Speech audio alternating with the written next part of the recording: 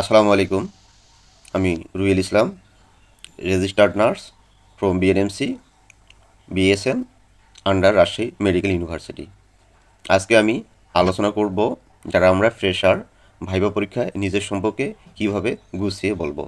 যারা আমার চ্যানেলে নতুন অবশ্যই like, comment, share and subscribe করে পাশে থাকবেন। ভাইবা পরীক্ষার একটি কমন কোশ্চেন থাকে, নিজের সম্পর্কে বলুন, ইন্ট্রোডিউস ইয়োর সেলফ। সেক্ষেত্রে এই কোশ্চেনের অ্যান্সারটি এক একজন শিক্ষার্থী এক একভাবে উত্তর করে থাকে। তবে কোনো উত্তরই ভুল নয়, কোনো উত্তরই ভুল ধরার কোনো অপশন নেই। তবে নিজের সম্পর্কে বলার ক্ষেত্রে আমরা যতটুকু সুন্দরভাবে গুছিয়ে এবং সাবলীলভাবে বলতে পারবো, আহ, ঠিক মানে এই ইন্ট্রোডিউসের উপরেই নির্ভর করবে আমার স্মার্টনেস এবং পুরো ভাইবার রিপ্রেজেন্ট। সেক্ষেত্রে আমাদেরকে ইন্ট্রোডিউস ইউর সেলফ খুবই সুন্দরভাবে এবং গুছিয়ে এবং আমাদের ইউনিক পয়েন্টগুলো বের করতে হবে। অর্থাৎ আমার যে ইউনিক যে বৈশিষ্ট্যগুলো আছে সেই বৈশিষ্ট্যগুলো সুন্দরভাবে সাবলীলভাবে বলতে হবে। অনেকেই ইন্ট্রোডিউস ইউর সেলফ বলতে গিয়ে নিজের নাম, বাসা, বাবা মায়ের নাম, বাবা মা কী করে, কতজন ভাই বোন আছে, এগুলো বলে থাকে। কোনো অতিরিক্ত এক্সট্রা কোনো ইনফরমেশন না বলাই ভালো। কারণ আপনাকে এই ইন্ট্রোডিউস ইউর সেলফটা খুব সুন্দরভাবে এবং আপনার ইউনিক পয়েন্টগুলো ভালো করে বলতে হবে। সেক্ষেত্রে আম, সেক্ষেত্রে আপনাকে যত সুন্দর স্মার্টলি আপনি বলতে পারেন, ততই আহ, আপনার জন্য বা আপনার এই পোস্টের ক্ষেত্রে বা আপনার চাকরি পাওয়ার ক্ষেত্রে অনেকটাই আপনি এগিয়ে থাকবেন। সেক্ষেত্রে আপনাকে সুন্দর করে গুছিয়ে বলার চেষ্টা করতে হবে। কোনো এক্সট্রা কোনো ইনফরমেশন বলা যাবে না। কারণ আপনার বাসা, বাবা মা কী করে, আপনার বাসা কোথায়, আপনার কয় ভাই বোন, এগুলো অহেতুক বা এক্সট্রা কথা বলার কোনো প্রয়োজন নেই। তবে এখানে এবং আপনি আহ, যে ইন্ট্রোডিউস ইউরসেলফ বলবেন, এটাও আপনাকে মনে রাখতে হবে যাতে আপনার ইন্ট্রোডিউস ইউরসেলফটা বা আপনার পরিচয়টা পরিচয় বলতে গিয়ে যাতে অনেক বিস্তারিত না বলা হয়। আপনি খুব সুন্দরভাবে গোছালো আকারে যত শর্টকাটে এবং নিজের ইউনিক পয়েন্টগুলো বা নিজের বৈশিষ্ট্যগুলো প্রতিভাগুলো ভালোভাবে তুলে ধরতে পারেন, সেভাবেই আপনাকে বলতে হবে। যারা আমরা ফ্রেশার আছি এবং যারা আমরা ক্লিনিক্যাল সেক্টরে বা হসপিটালে সিনিয়র স্টাফ নার্স হিসেবে ভাইবা পরীক্ষা দিতে যাব, সেক্ষেত্রে আপনাদের ইন্ট্রোডিউস ইউরসেলফটা একরকম হবে।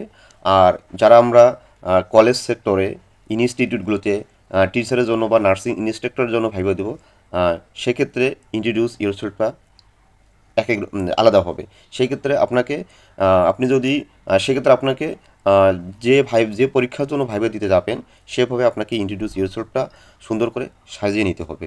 আর ধরুন আপনি যদি ক্লিনিক্যাল সেক্টরে বা হসপিটাল সেক্টরে সিনিয়র স্টাফ নার্সের জন্য ভাইবা পরীক্ষা দিতে যান, তাহলে আপনি সুন্দর করে আপনার নাম, আপনি একজন রেজিস্টার্ড নার্স সে বিষয়টি উল্লেখ করা এবং আপনার একাডেমিক কোয়ালিফিকেশনগুলো কোথা থেকে পাশ করছেন সুন্দর করে বলা, এবং সেই সাথে আপনি ইন্টার্নশিপ চলাকালীন সময় এবং ক্লিনিক্যাল প্র্যাকটিস বা ক্লিনিক্যাল রোটেশনের সময় আপনি হসপিটালের কোন কোন ওয়ার্ডে কাজ করেছেন বা আপনি কোন কোন ওয়ার্ডে ভালোভাবে কাজ জানেন, সেই বিষয়গুলো তুলে ধরা, এবং আপনি কোন ওয়ার্ডে কাজ করতে নিজেকে কমফোর্ট ফিল করেন এবং নার্সিংয়ের উপরে আপনার অন্য কোনো স্কিল বা প্রসিডিউর জানা আছে কি না সেগুলো সুন্দর করে বলা, এবং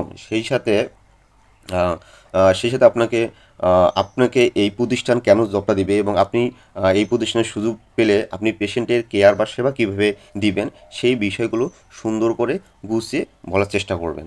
তাহলেই আহ, আপনি তাহলে আপনার ইন্ট্রোডিউস ইউরসেলফটা একটা স্মার্ট হবে, এবং সেক্ষেত্রে আপনি যারা ভাইবা পরীক্ষায় বোর্ডে থাকবে এবং তাদের আপনি দৃষ্টি আকর্ষণ করতে পারবেন।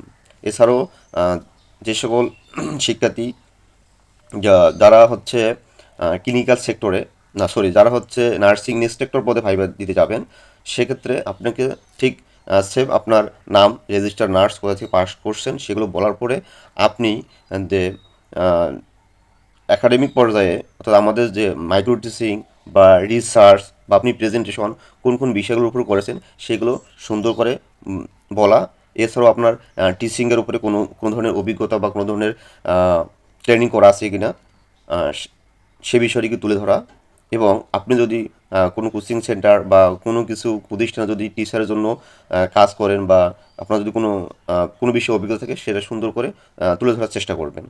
সো সব মিলিয়ে আপনারা আহ, যে পদের জন্য ভাইবা দিতে যাবেন সুন্দরভাবে অ্যানালিসিস করে আপনাদের ইন্ট্রোডিউস ইয়োরসেলফটা সাজিয়ে নিয়ে আহ, নিজেকে বারবার প্র্যাকটিস করে সুন্দরভাবে বলার চেষ্টা করবেন। তাহলে দেখবেন যে আপনি ভাইবা বোর্ডে যারা ভাইবা নেবেন, যারা ভাইবা বোর্ডে থাকবেন তাদের আপনি মনোযোগ বা দৃষ্টি আকর্ষণ করতে পারবেন। আর এই ইন্ট্রোডিউস ইউরসেলফের উপরে ডিপেন্ড করবে আপনার স্মার্টনেস, আপনার স্কিল বা আপনার অ্যাটিটিউড। সো পুরো ভাইবাটাকে প্রেজেন্ট করবে আপনার ইন্ট্রোডিউস ইউরসেলফ। সো সেভাবে আপনারা প্রস্তুতি নিয়ে থাকবেন। আশা করি এই ভিডিওটি আপনাদের একটু হলেও উপকারে আসবে। আবারও জানাই সবাইকে ধন্যবাদ। আল্লাহ হাফেজ।